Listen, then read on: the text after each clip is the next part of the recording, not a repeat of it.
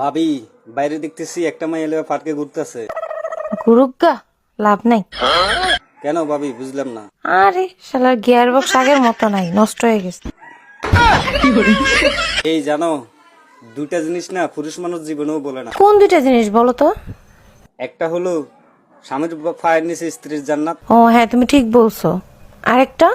আরেকটা হলো 4টা বিয়ে করা সুন্নাত। আয় তোর জন্মের বিয়ে করাই। এই, তুমি ফাঁসের বাড়ির ভাবরি কি কইছো?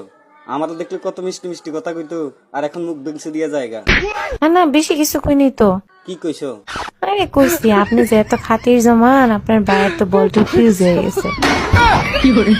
তোমার ওই গোলাপের মতো ঠোঁট দুটা ভালো লাগে, তোমার ওই পটলের মতো নাকটা ভালো লাগে, তোমার ওই টানা টানা চোখ দুটা খুব ভালো লাগে।